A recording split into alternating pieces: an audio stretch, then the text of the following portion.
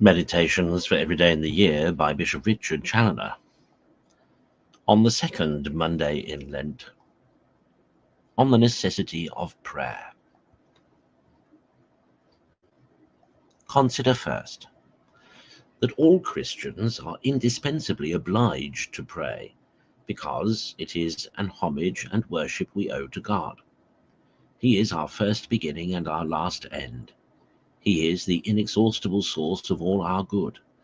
Therefore, he justly expects we should daily worship him and daily acknowledge our total dependence on him by a diligent application to him by prayer.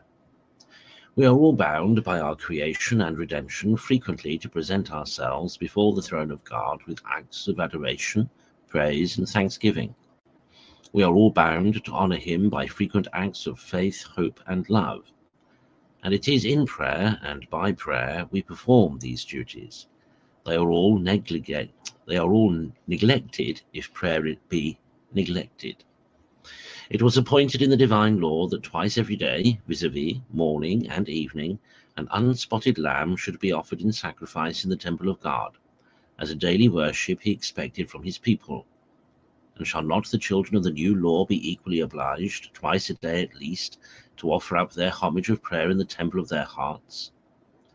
Daniel chose rather to be cast into the den of the lions than not worship his God by prayer 3 times a day. And shall not this convince Christians of the strict necessity of this exercise? Consider secondly the necessity of prayer, inasmuch as it is by divine appointment the channel through which the graces and blessings of God are to flow into our souls.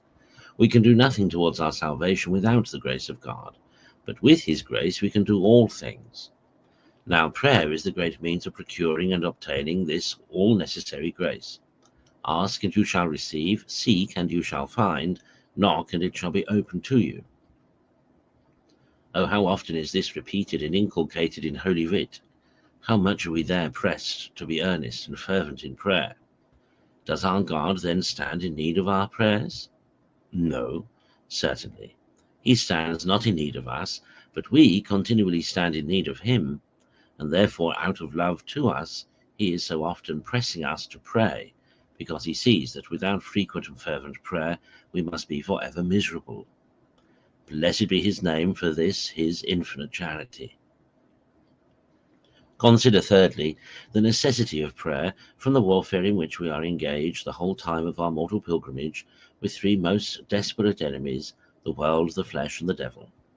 We are surrounded with dangers on all sides, and with dangers that threaten us with nothing less than the loss of God and a miserable eternity. We walk in the midst of snares. Our way is beset with robbers and murderers. We breathe a pestilential air.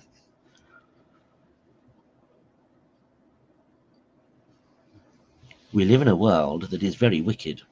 In the midst of worldlings, a deluded people who are strangers to the gospel, who by word and work encourage sin and seek to drag us along with them into the broad road of perdition, we carry about with us a load of flesh which weighs down the poor soul and tyrannizes over her with its passions and lusts. These hold a correspondence with the third enemy, the devil, and are ever ready to betray us to him, to make us his companions in never-ending woe.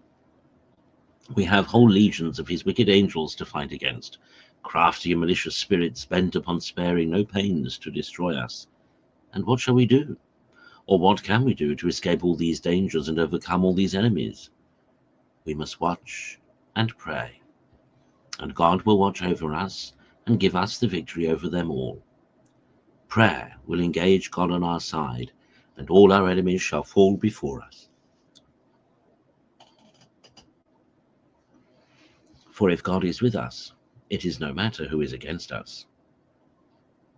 Conclude, to have recourse to prayer in all dangers and temptations, and since our whole life is full of dangers and temptations, let us make our whole life, as much as possible, a life of prayer.